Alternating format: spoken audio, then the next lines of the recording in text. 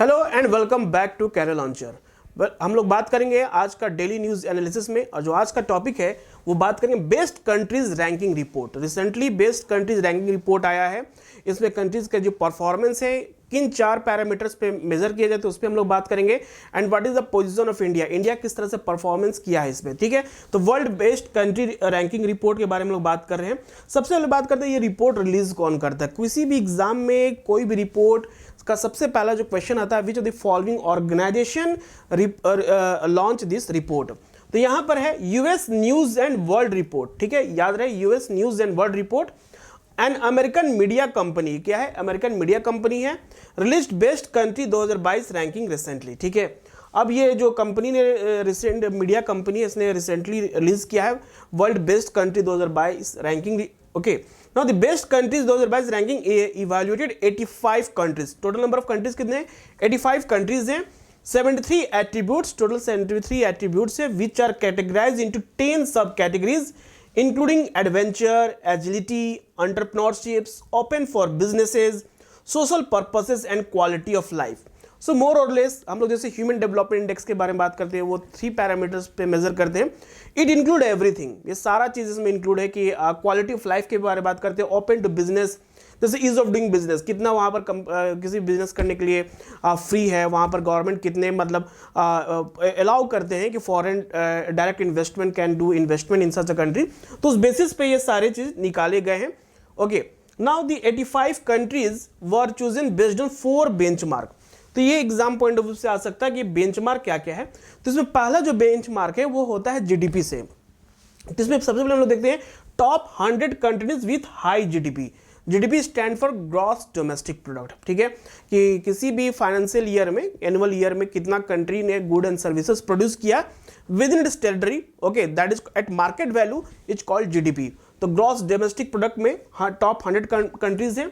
High FDI inflow, सबसे ज़्यादा FDI कितना इनफ्लो हो रहा है उसके पे बात करेंगे। इंटरनेशनल टूरिज्म अराइवल, आज के टाइम में tourism is one of the best industrials बात करते हैं जिसमें कि इकोनॉमिक डेवलपमेंट काफ़ी ज़्यादा होता है किसी भी कंट्री के लिए। तो बिटवीन 2016 एंड 2020, 2016 से लेकर 2020 तक कौन सा कंट्री में सबसे ज़्यादा टूरिज्म आए हैं। और top 150 countries at the United nation human development index between 2015 and 2019। तो इस सारे 4 डाटा पे हम लोग आइडेंटिफाई करेंगे टॉप कंट्रीज कौन कौन से हैं, ठीक है। तो इसमें फाइनली हम लोग देखेंगे इन द ओवरऑल रिपोर्ट में जो रैंकिंग है, इसमें सबसे जो फर्स्ट रैंक पे है वो है स्विट्जरलैंड। अभी हम लोग ने बात किया, Switzerland is also launch the world longest passenger train. The top performer followed by Germany, Canada, United State and Sweden, ये सारी कंट्री है ना। US had top in the several sub categories like power and agility ranking में US number 1 पे है।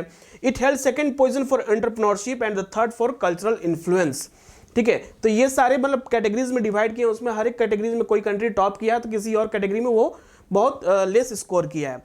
Among the top 50 performer, Russia is ranked 36th, witness a significant decline by 12%.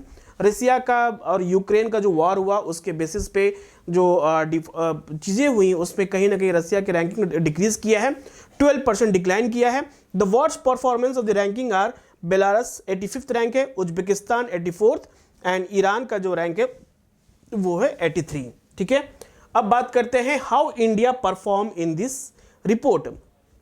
So India was ranked 31st position among 85 countries. India का rank in the 31st, मतलब कह सकते हैं बहुत ही अच्छा है।